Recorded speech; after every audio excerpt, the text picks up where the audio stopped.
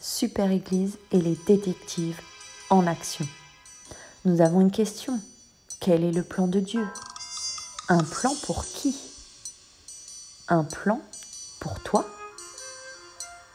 Un plan pour moi? Un plan pour nous? Les détectives associés vont suivre les traces des histoires bibliques pour connaître la vérité. Avec sœur Mélanie, sœur Ivana, sœur Éléonore, sœur Angélique, frère Emmanuel, sœur Charline, frère Cédric et sœur Naomi. Bonjour à tous, j'espère que vous allez bien. Dépêchons-nous parce qu'aujourd'hui, il s'agit de tester l'habilité d'Ivana. Regardez!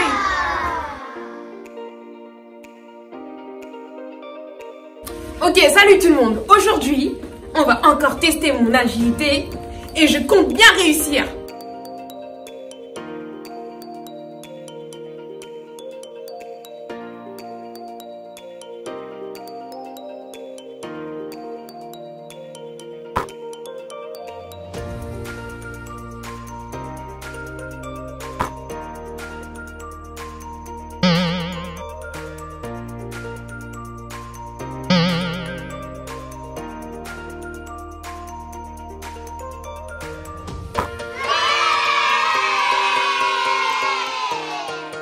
Les enfants, je vous donne rendez-vous la semaine prochaine pour le dernier test d'agilité.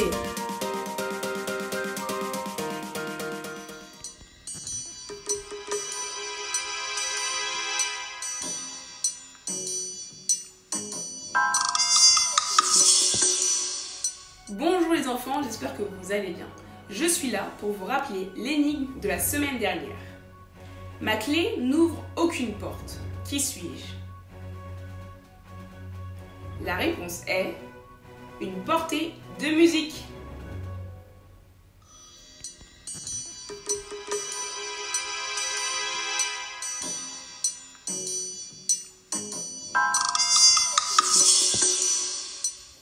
Salut! Aujourd'hui, comme détective, j'ai pour mission de trouver le verset biblique du jour. Pour ce faire, on me propose un jeu. Je vous explique un peu comment va se passer ces jeux. En fait, le verset biblique est divisé en 3 parties qui sont représentées par ces 3 couleurs qui sont là. On a la couleur rouge, la couleur verte et la couleur bleue. Et le principe du jeu consiste à, vous voyez la grosse boule qui bouge, et lorsque ça bouge, en même temps ça change de couleur. Il faut cliquer sur l'écran et la boule va s'arrêter. Et lorsque la boule sera arrêtée, il faut que la couleur qui sera affichée corresponde à l'une de ces 3 couleurs. Si ça correspond, je gagne. Si ça ne correspond pas, ça sera un échec. Et j'ai le droit de jouer jusqu'à ce que j'aurai trouvé le verset en entier. On peut commencer. Échec. Vous voyez échec? Victoire, j'ai trouvé la boule bleue. La boule bleue, c'est Proverbe 14-12. On est bien. Victoire, j'ai trouvé la boule verte. Du coup, ça fait, mais son issue, c'est la voie de la mort. Proverbe 14-12. Il ne reste que la dernière couleur, la couleur rouge. Échec. Échec. Échec. Échec. Échec.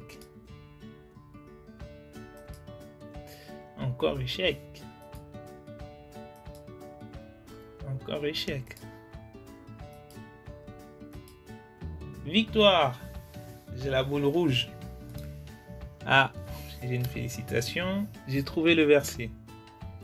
Le verset est: telle voie paraît droite à un homme, mais son issue, c'est la voie de la mort.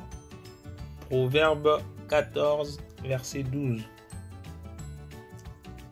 On nous a proposé quelque chose de très simple ici pour nous permettre de bien apprendre le verset. C'est le même verset qu'on a trouvé. Du coup, ça fait: telle voie paraît droite à un homme, mais son issue, c'est la voie de la mort. Je vais le reprendre encore 3 fois, et entre-temps, je vais laisser les temps morts. Je vais faire des pauses pour vous aider à répondre après moi. Je commence. Telle voie paraît droite à un homme, mais son issue, c'est la voie de la mort. Proverbe 14, 12.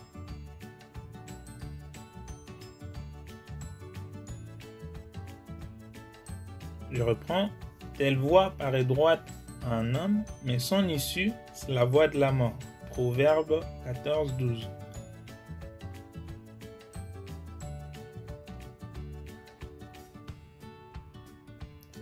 Pour finir, telle voie paraît droite à un homme, mais son issue, c'est la voie de la mort. Proverbe 14, 12. Voilà, voilà.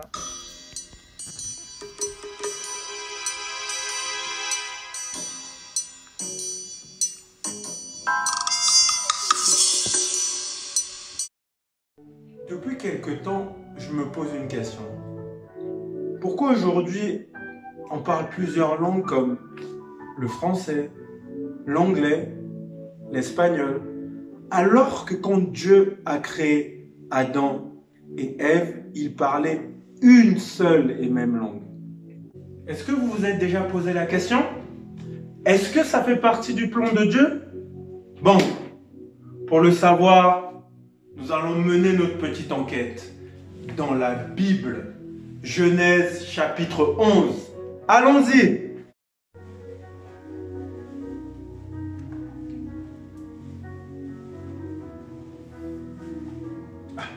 J'ai vu quelqu'un là-bas qui va m'aider pour mon enquête.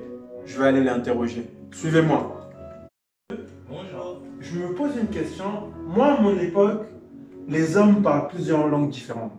Alors que ici, quand Dieu a créé les hommes, il parlait une seule et même langue. Est-ce que vous pouvez m'aider à comprendre pourquoi? Ah, tu veux connaître l'histoire de la tour de Babel? Il faudra un peu du temps. Attendez, monsieur, je vais prendre mon bloc-notes parce que je dois tout noter. Vous pouvez commencer, monsieur. La tour de Babel, l'histoire de la tour de Babel, c'est une histoire qui concerne les humains. Un jour, les hommes se sont décidés de construire une tour qui va aller toucher le ciel.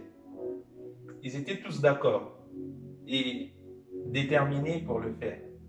Et Dieu, voyant cette attitude, il s'est décidé de les confondre.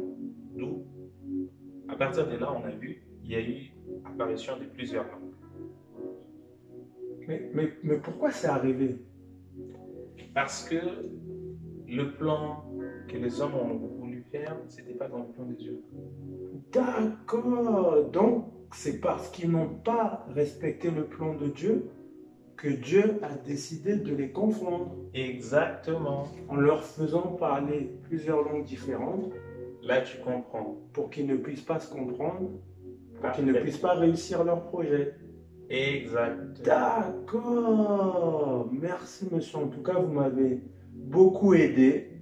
Ça y est, je comprends tout. Merci, monsieur.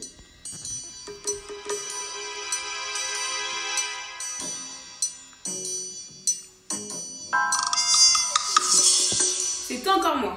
Je suis là pour vous poser l'énigme de la semaine prochaine. En réunissant les deux parties, je sépare. Qui suis-je? Eh bien, la réponse vous sera donnée la semaine prochaine.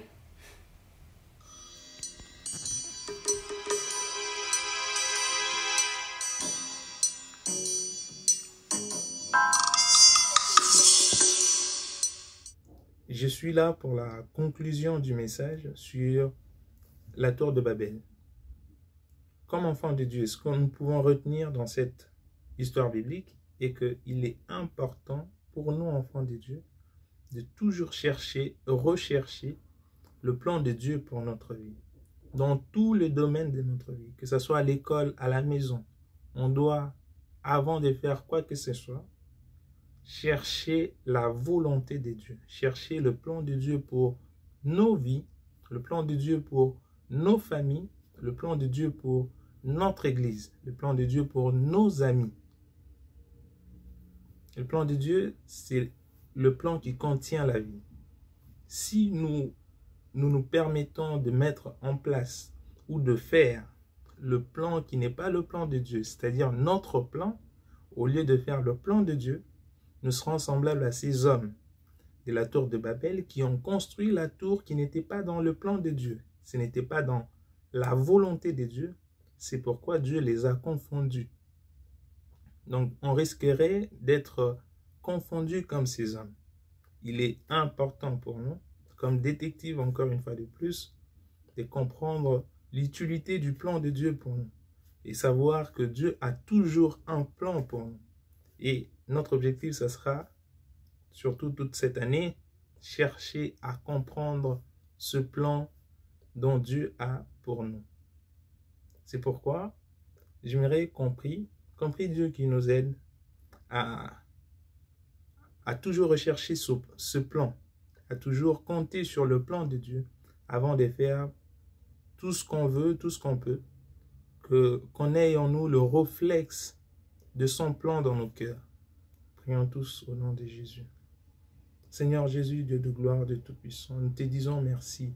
Merci pour ce message où tu nous apprends combien il est important de toujours chercher ton plan pour s'abriter contre la confusion qui remplit le monde, qui remplit tous ceux qui se permettent de mettre en place leur plan au lieu du tien. Ô notre Dieu, ô notre Dieu de gloire, Jésus, je recommande ces enfants.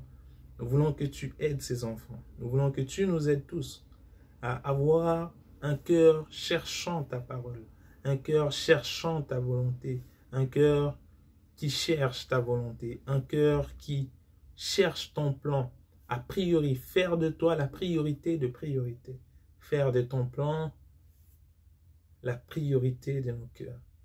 Au nom de Jésus. Amen.